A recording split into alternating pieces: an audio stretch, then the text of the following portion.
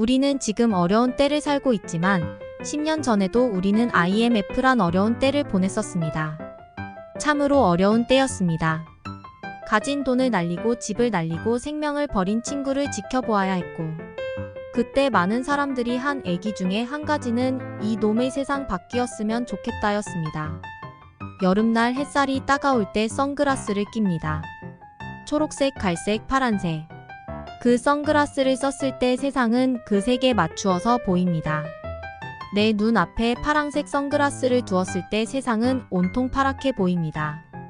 그런데 사람들은 자기 앞에 파란색 선글라스를 끼면 세상이 파랗게 보이는 것을 알면서도 그렇게 하지 않고 세상이 파랗게 물들기 바랍니다.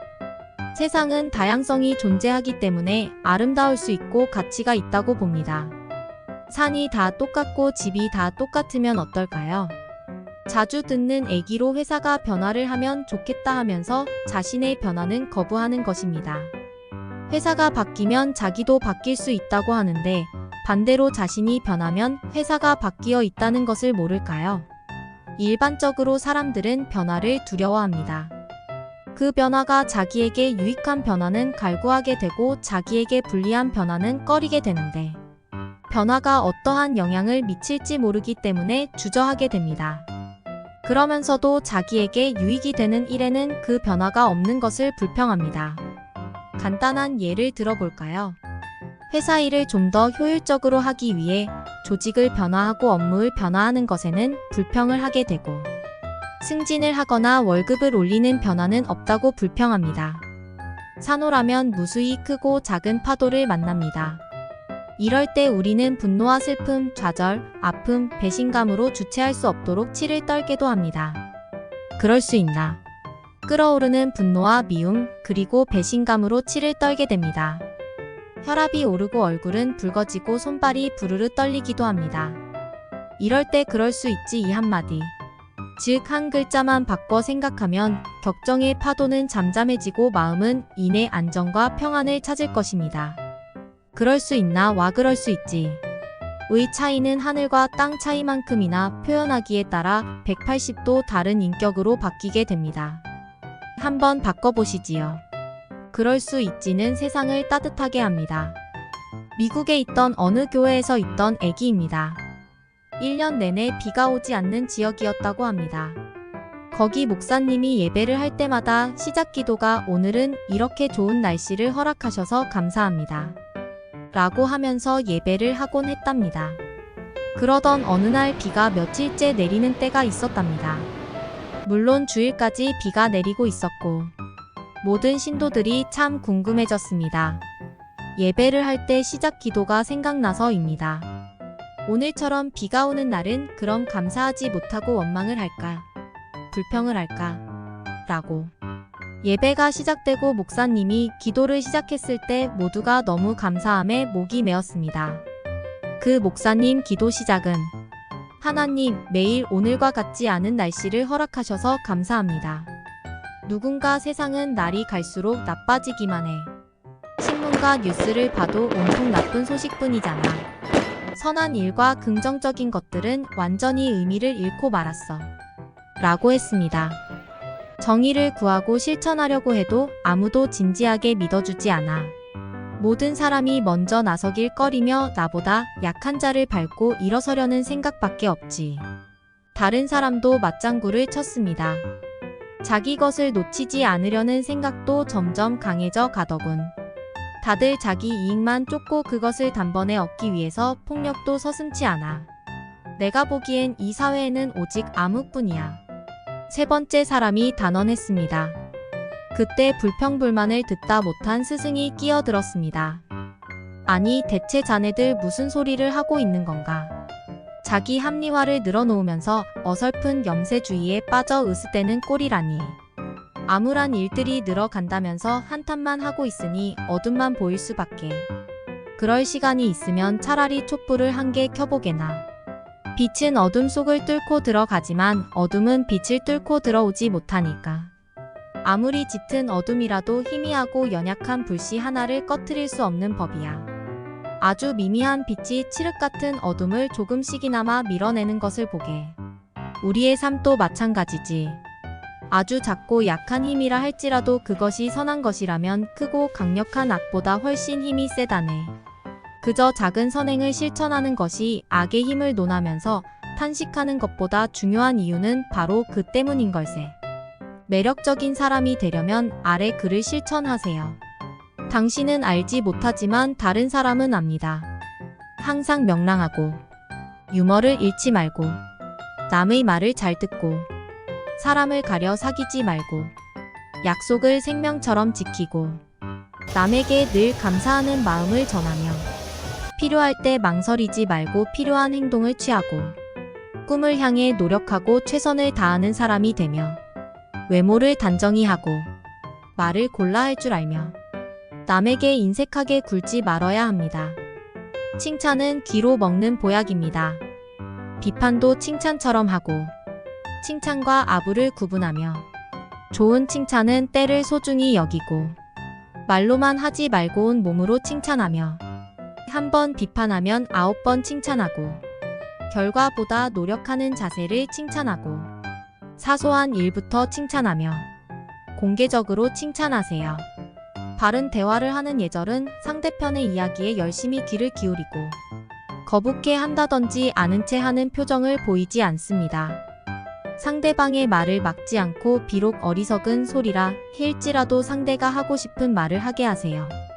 말을 중간에 막는다면 상대는 자신의 말을 듣기 싫은 것으로 생각하기 때문입니다. 처음 만나는 사람의 이름은 곧 외워서 사용하도록 하세요. 상대방의 이야기가 자신의 의견과 틀리더라도 그 자리에서 지적해서는 안 됩니다. 말이 끝나면 나의 견해는 이렇습니다. 하는 식으로 말하도록 합니다. 자신이 상대편보다 잘났다는 태도를 보여서는 안 됩니다. 말 버시든 친구든 상대를 낮추어 보게 되면 반감만 사게 됩니다. 실제로 자신이 우월하더라도 상대편은 그것을 행운 탓이라고 보고 있을 것이기 때문입니다. 자신의 의견이 잘못되었으면 솔직하게 사과해야 합니다. 성공의 10계명입니다. 열심히 일하세요. 열심히 공부하세요. 솔선수범하세요. 자신이 하는 일을 즐거워하세요. 정확하세요. 정복하려는 정신을 가지세요. 자신만의 독특한 성격을 가꾸세요. 남을 돕고 나눌 줄 아세요. 민주주의적으로 행동하세요. 모든 일에 최선을 다하세요. 우정은 친구를 질투하지 말고 친구의 성공을 시기하지 말고 돌아서서 친구를 욕하지 말고 친구의 이야기를 경청할 줄 알고 친구에게 예의와 존경을 표시할 줄 알고 친구를 속이려 하지 말고 과실에 용서를 베풀고 친구의 고난 속으로 팔을 걷어 붙이고 뛰어들고 친구에게 해가 되는 것을 강요하지 말고 친구를 나처럼 아끼고 사랑하는 것입니다. 삶이란 무엇일까? 왜 내 인생은 이렇게 힘들까 하는 생각들이 매일 머릿속에 맴돈다. 그 가운데서도 작은 일에 감사할 것들이 많아서 그나마 행복하다. 살 날이 얼마 남지 않았는데 마지막까지 이렇게 살다 가는 것일까? 내가 즐겁고 행복할 때는 이런 고민을 할 시간이 없이 그냥 그 순간을 즐기고 놀고 쉬는 것에 너무 바빠서 생각할 시간이 없었지만 일이 힘들어 삶을 포기하고 싶어질 때는 누구라도 마찬가지로 이런 생각들을 하게 된다. 불교에서는 인생은 고통이라고 설명한다. 그리고 그 고통에서 벗어나기 위한 방법을 찾는 것이 불교이다. 인생은 괴로운 것이고 삶의 고통의 원인에 대해 알아보려고 노력하지 않고 그 결과들에 대해서만 마치 반창고를 붙이듯이 치료하고 있기 때문에 삶의 안정과 마음의 평화가 어려운 것이라고 가르친다. 많은 고통은 무지에서 비롯되고 한 방에 모든 것을 답해주는 길이 없으며 사탕처럼 달고 한 번 먹으면 몸이 기적처럼 좋아지는 그런 보약도 없다. 나의 삶에 대한 기본 요소들에 대해 나름의 이해와 철학을 가지고 있어야만 삶이 바로 설 수 있고 어려움이 닥쳐도 더 잘 버티고 극복할 수 있다. 사람들이 절에 가던 교회에 가던 성당에 가던 어떤 실용적인 이유가 있기 때문일 것이다. 그냥 하는 것은 없다. 알랭드 보통은 교회에 가서 기도하는 사람이나 사창가를 가는 사람이나 하나는 고귀하고 다른 하나는 천박해 보일 수도 있지만 그들의 동기는 모두 똑같다고 했다. 그게 자신의 삶을 좀 더 행복하게 또는 덜 고통스럽게 만들어줄 것이라고 믿고 있기 때문에 그런 선택을 하는 것이고, 그저 사람에 따라 그 방법이 갈릴 뿐이라고 했다. 우리를 화나게 하는 사람들에 대해 어떻게 해야 할까? 매일 아침 직장으로 출근하여 그날 누구 한 명 죽이지 않고 무사히 퇴근했다는 것만 해도 스스로 대단하다고 여길 정도로, 직장이나 사회관계에서 우리에게 가장 큰 스트레스를 주는 것은 업무나 환경도 아닌 바로 사람들인 경우가 많다. 불교에서는 첫 번째와 두 번째 화살의 예로 설명한다.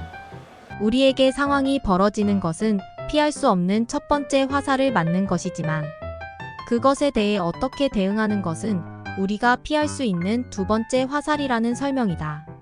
어떤 사람들은 같은 상황에서 세 번째, 네 번째 화살까지 맞으며 크게 화를 내며 고통스러운 상황에 빠지게 되는데, 이런 상황을 피하려면 우리 마음대로 상대방이 이런 사람이다 라는 선입견을 버려야 하고, 내 시각과 내가 만든 틀에 넣은 상대의 모습이 아닌 있는 그대로의 상대방을 이해하려고 노력하면 결국 그게 자라온 환경 때문이든 가치관이든 또는 최근에 있었던 안 좋은 일 때문이든 저 사람은 지금 저렇게 밖에 행동할 수 없었다고 이해하게 되며 내가 화가 나는 것, 즉 두 번째 화살을 맞지 않게 된다. 내가 상대방을 안다고 믿는 선입견의 위험은 우리 언어가 가진 부족함 때문에 종종 증폭이 되는데, 내가 하는 말의 의도가 중요한 것이 아니라 상대에게 들리는 말의 의도가 중요한 것이다. 서로의 생각을 전달할 때 모호하고 불확실한 신호로만 서로 교신을 하다 보니 언제나 서로에 대한 오해를 하게 되고, 또 바로 그런 점이 우리 인간을 외롭게 만든다. 리처드 도킨스는 이기적 유전자라는 책에서 인간을 포함 모든 생물의 주체는 결국 유전자인데, 이 유전자는 자기 복제라는 유일한 목적을 가지고 있고, 다른 이의 자원을 착취해 나의 자가 복제 욕구를 늘리는 행위만이 생명체의 유일한 존재 방식이라. 인간은 모두 이기적이고 그게 가장 자연스러운 형태의 삶이라고 말했다. 또 만들어진 신이라는 책에서는 종교를 믿는 사람들은 자기처럼 진실을 볼 정도로 똑똑하지 못하며 그저 망상에 시달리는 불쌍한 환자들이라고도 말했다.